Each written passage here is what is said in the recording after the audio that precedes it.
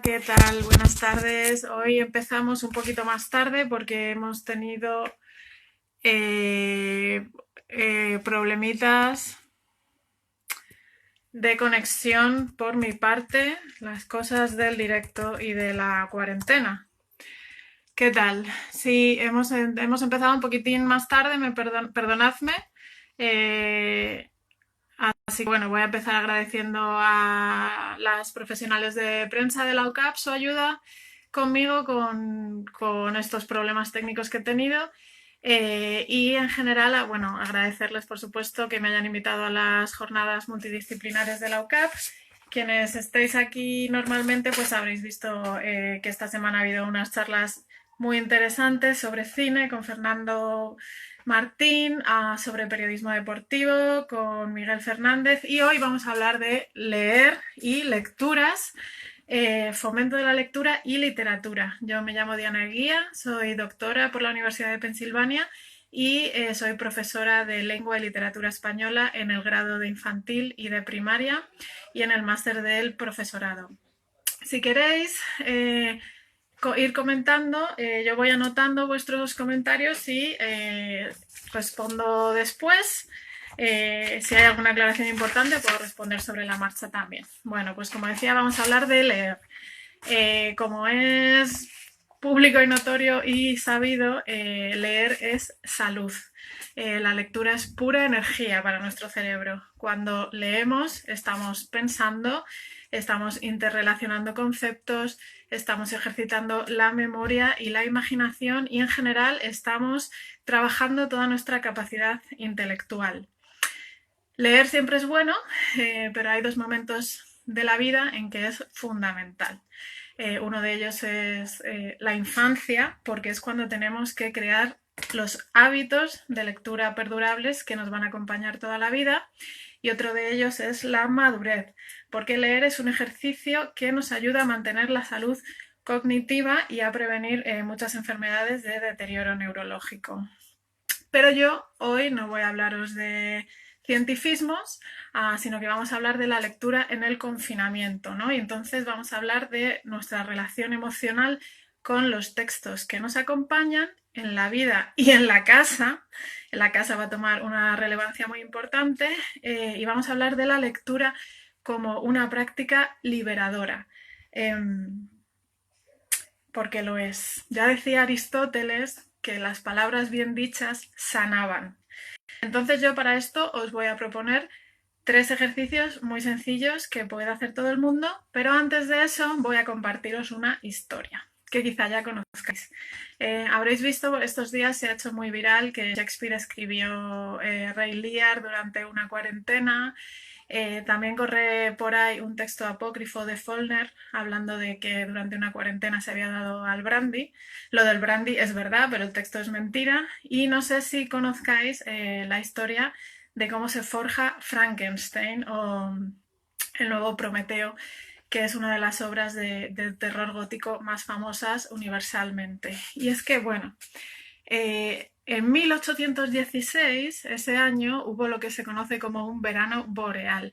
Y es que el hemisferio norte no tuvo verano por una serie de fenómenos atmosféricos y por la erupción de varios volcanes. Entonces ese verano, el de 1816, no hizo calor, bajaron las temperaturas alrededor de 10 años, hubo una especie de glaciación, y esto provocó una tremenda hambruna en el hemisferio norte, y en este año encontramos a unos escritores que deciden reunirse en Suiza.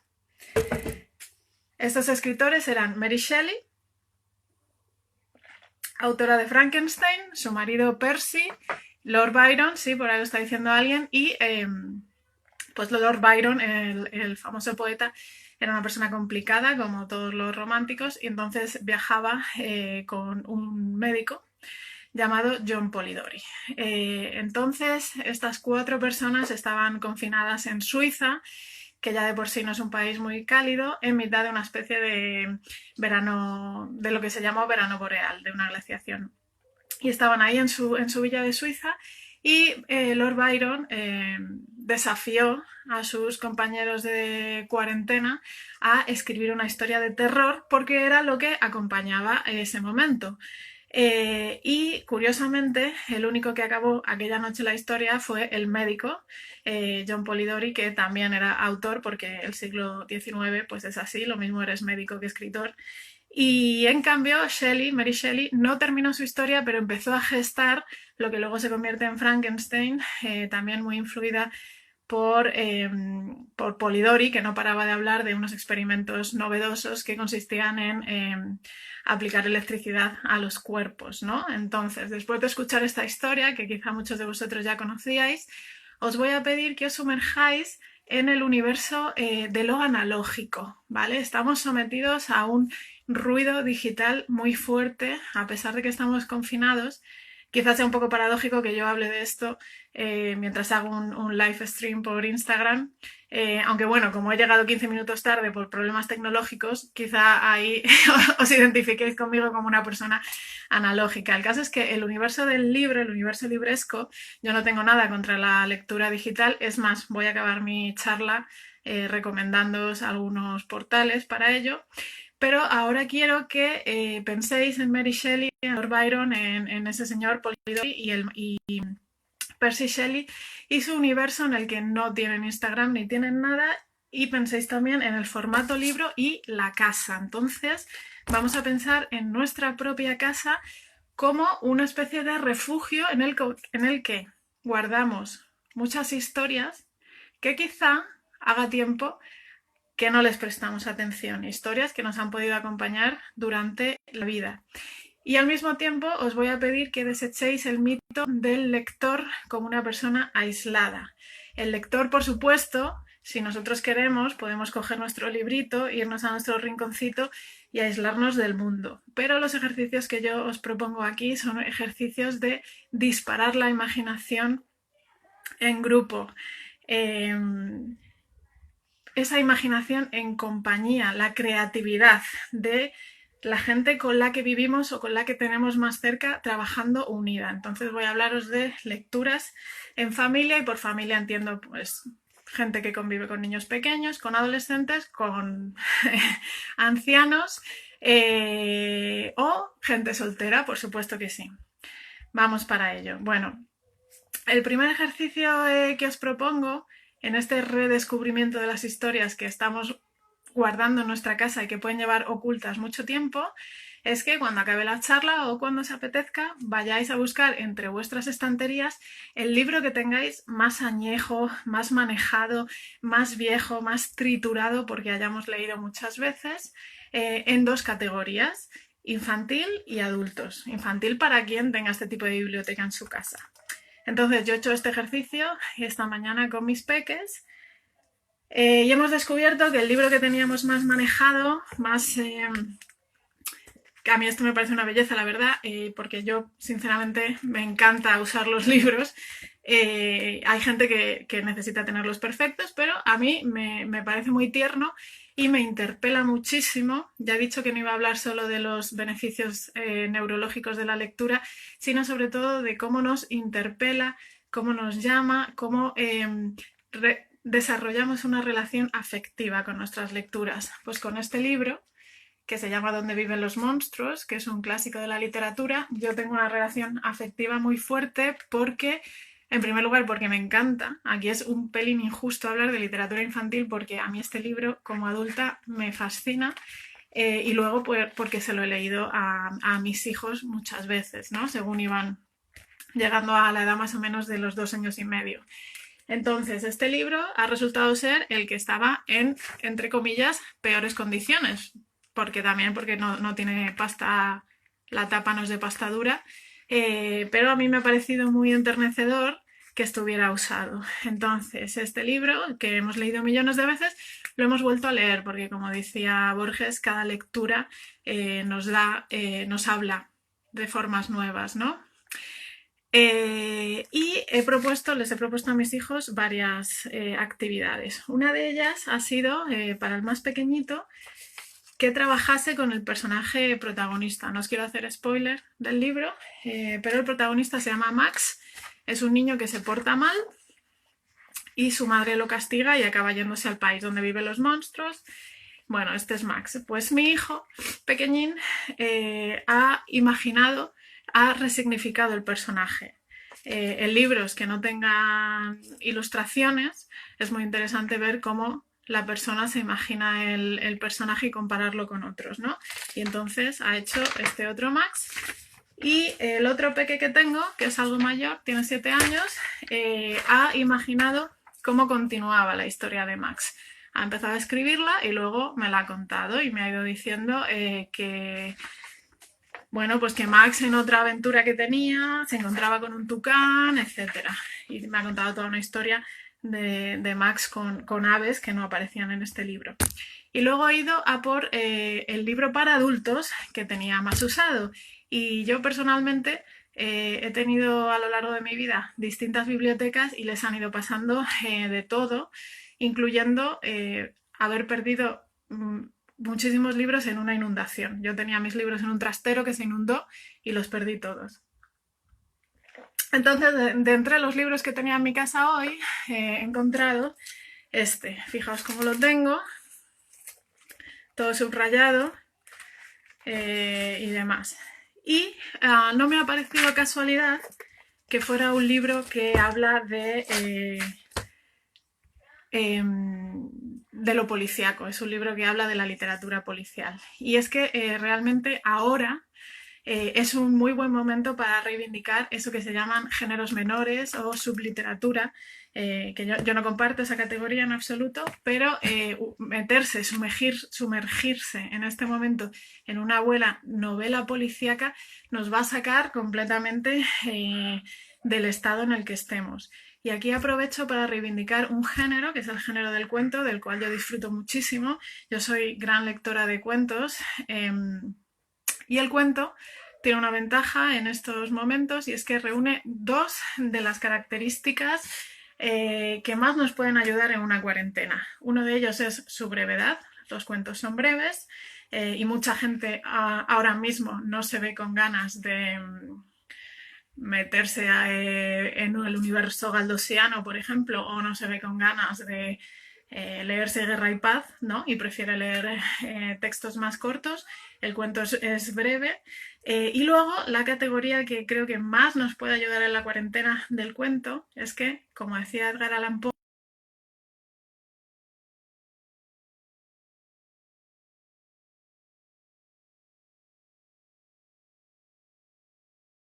y esto me parece muy importante porque resume muy bien lo que estoy tratando de deciros con crear una relación afectiva con los textos. La literatura, como todas las artes, mueve sobre todo emociones y ahora mismo quien se encuentre decaído, lo mejor que puede hacer es, por ejemplo, leer Carta robada de Poe o cualquier relato de Poe. Otra lectura que os recomiendo, hablando de géneros menores, porque es muy intergeneracional, es la de los cómics. Los cómics también han sido muy denostados y hay gente que ni siquiera los considera literatura, pero al mismo tiempo hay un movimiento muy importante de dignificación de la novela gráfica y en el caso concreto de la cuarentena, el cómic tiene una ventaja principal y es que son totalmente intergeneracionales. Cómics como Tintín, Asterix, Spirou, los podemos muy bien compartir con personas con las que convivamos en la misma casa. Bueno, y este sería el primer ejercicio. El segundo ejercicio que os propongo es el de la lectura en voz alta. La lectura en voz alta, aunque nos parezca extraño ahora, es parte fundamental, la literatura oral, de lo que entendemos por ficción. No hay más que pensar en el Quijote. ¿Qué ocurre en el Quijote? Que los personajes están continuamente, sobre todo en la segunda parte, leyéndose los unos a los otros. Y es que, bueno, la lectura en voz alta tiene muchísimas ventajas, fortalece todas las habilidades comunicativas, la escritura, la oralidad, incrementa el vocabulario, estimula la memoria, la curiosidad y además en este universo analógico que os propongo hoy nos ayuda a practicar la atención, tanto leer en voz alta como escuchar, porque vivimos en sociedades inatentas, nosotros mismos somos inatentos, estamos muy... hablaba antes de apagar todo ese ruido digital y concentrarnos. Pues para concentrarnos en algo y practicar este tipo de focalización en una historia, sobre todo si esta historia, como dice Poe, nos ayuda a sentirnos mejor, no hay nada mejor que leer en voz alta o contar historias y escucharlas. Pues aquí van varias versiones de la actividad según edades y según gustos. Os animo, os traigo este libro de Gianni Rodari, no porque vaya a recomendar este libro en concreto, sino para que vierais bien el nombre del autor. Gianni Rodari es un escritor italiano que se dedicó a los niños y se dedicó a las historias, y muchas historias breves. Entonces, tiene un libro que se llama Cuentos por teléfono.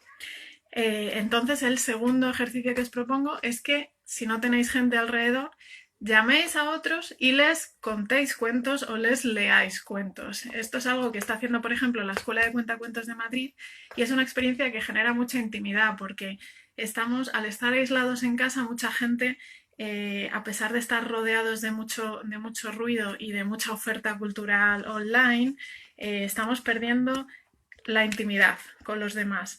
Y leerse unos a otros es algo que genera un vínculo muy, muy íntimo. Entonces, varias versiones. En primer lugar, para los abuelos que están sin ver a los nietos. Pues yo les diría a los abuelos que los niños de hoy no conocen el folclore infantil en su mayoría. Los niños de hoy no han escuchado cuentos como Hans, mi pequeño erizo, El sastrecillo valiente, Jack el matagigantes. Todos estos cuentos los niños no los han escuchado. En su mayoría no salen de aquellos cuentos que ha versionado Walt Disney. Al mismo tiempo desconocen el folclore cantado, es decir, canciones populares, muchos niños no las conocen, y adivinanzas que les pueden contar los abuelos, que les fascinan. A los niños las adivinanzas les fascinan. Y por supuesto poesía infantil, podéis ir Gloria Fuertes, Mar Venegas, todo eso a los niños les gusta mucho. Y al mismo tiempo los niños también pueden leerle, sobre todo a aquellos que estén practicando el hábito de la lectura, leerle historias a sus abuelos. Y además también animo a los padres a escuchar, ¿vale? Porque aunque parezca una obviedad, lo cierto es que muchas veces no nos sentamos a escuchar sin intervenir el universo ficcional de nuestros hijos, que, como decía un profesor mío, al que tengo mucha estima, que se llama Reinaldo Ladaga, decía que él envidiaba de los niños y de sus universos ficcionales esa capacidad de impregnarlo todo, ¿no? Decía, es que Lego, por ejemplo, Lego tiene libros Lego con personajes Lego, películas Lego, yo tengo mi casa llena de Legos, entonces ese universo ficcional del niño vamos a dejar que lo comparta con nosotros. Puede no ser literatura, pero desde luego es ficción. Luego tengo otra recomendación para adultos de otro autor italiano que se llama Italo Calvino, y tiene estos cuentos, los cuentos de Marco Baldo. ¿Por qué recomiendo estos cuentos? Bueno, porque además de ser breves, son muy divertidos y enseguida nos ponen de buen humor. O sea, son unos cuentos que nos arrancan una sonrisa, que es de lo que se trata. Entonces, esto sería sección de adulto para adulto. Y tengo una recomendación también para parejas. Si hay estudiantes de grado que nos estén viendo que se hayan dejado el novio o la novia en otra provincia, pues los animo a que llamen por teléfono y le lean a su pareja. También, por supuesto, matrimonios que estén en casa, porque no hay nada más bonito que leerse el uno al otro, que es una práctica que hemos estado perdiendo y que desde luego interesa muchísimo recuperarla ahora. Es una manera, como digo, de fortalecer la intimidad a través de la lectura. Y por último, os tengo una última actividad que está basada en la experiencia de Jorge Carrión. Quizá haya gente que ya conozca esta historia también. Jorge Carrión es un escritor español, pero muy relacionado con el mundo de la literatura hispanoamericana, que vive en un edificio de 6 apartamentos, y él en su casa tiene 8.000 libros. Entonces, lo que ha empezado a hacer Jorge Carrión es convertirse en el bibliotecario de su edificio. De manera que los vecinos por WhatsApp reciben recomendaciones que les hace Jorge Carrión, Y dice que a quien más está prestando es a los niños, porque su biblioteca tiene lecturas para todas las edades. Bueno, Jorge Carrión, por supuesto, también está comprometido con mantener a todo el edificio en buenas condiciones, entonces sus libros hacía meses que nadie tocaba y además él los desinfecta, los que sean sobre todo de tapa de plástico, como los libros de bolsillo, y los deja en la puerta de sus vecinos. Yo he tenido personalmente una experiencia similar a esto, y es que un día que fui a hacer la compra, pues me encontré con un banco en el que habían dejado varios libros de literatura contemporánea, de anagrama y de Sex Barral. Entonces se ve que alguien no los quería y quería compartir, como ha hecho Carrión, y los había dejado en un banco en la calle. Entonces yo los cogí con mis guantes, los metí en una bolsa de plástico, los tuve 12 horas sin tocar y luego pues los he ido ojeando, y entre ese paquete de libros que alguien había dejado en un banco se encontraba uno de un escritor norteamericano que a mí nunca me ha gustado, la verdad, porque no me interesaban sus temas y porque no me enganchaba. Es uno de los escritores de la nueva narrativa norteamericana, Philip Roth. Hiper famoso, ¿no? Además de muy vendido, ampliamente reconocido. Bueno, pues empecé a leerlo y la verdad es que me ha enganchado muchísimo y ya estoy leyendo a Philip Roth. ¿Quién me lo iba a decir a mí? Que yo he despotricado mucho en contra de este hombre. Bueno, pues a pesar de estar promocionando aquí el espacio analógico de la lectura, no quiero dejar de decir, por cierto, que el mercado del libro es de los que más ha sufrido durante la pandemia. Creo que han bajado las ventas por encima de un 80%, así que os animo a comprar libros, pero en el caso de que no podáis, por algún motivo, os voy a recomendar sitios donde podéis leer online, o por ejemplo en el caso de que hay gente que no tiene en su casa una biblioteca muy extensa, por lo que sea, entonces bueno, pues os voy a recomendar tanto para niños como para grandes. A ver.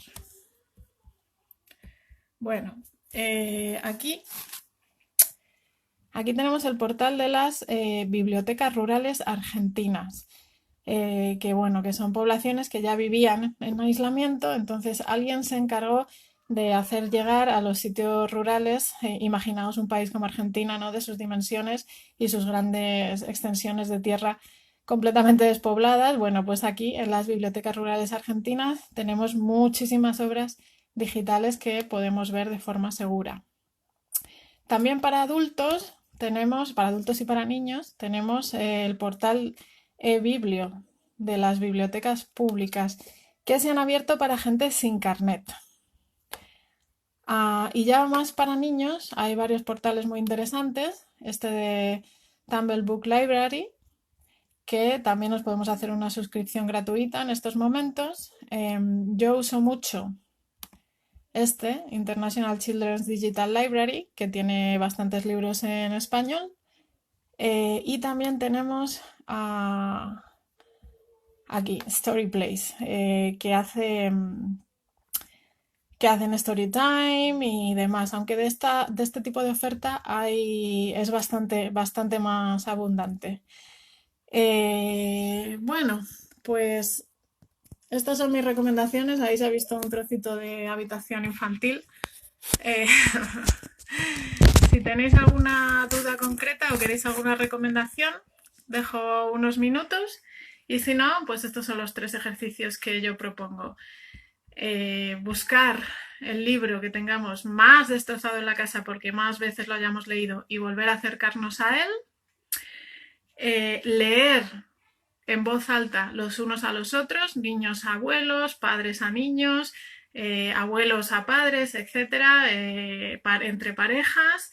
Y finalmente intentar compartir de alguna manera segura libros con quienes tenemos cerca, ya sea el edificio, el barrio, etcétera. Mañana Habrá una conferencia muy interesante de Carlos Arroyo sobre el mercado laboral, muy importante estos días. Y bueno, hasta aquí mis recomendaciones de fomento de la lectura en estos tiempos pandémicos.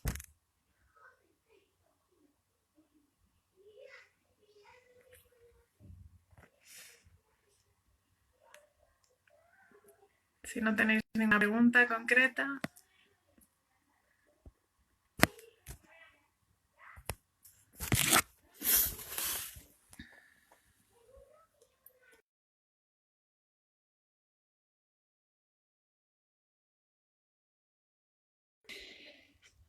No antes de dormir, porque ya nos dijo Lara Jiménez que no era lo mejor para justo antes de dormir, pero después o antes de la cena, después de los aplausos, leed con vuestros hijos, leos los unos a los otros, llamad a quienes tengáis lejos y leedles, recitad en voz alta y disfrutad del formato libro en toda su extensión.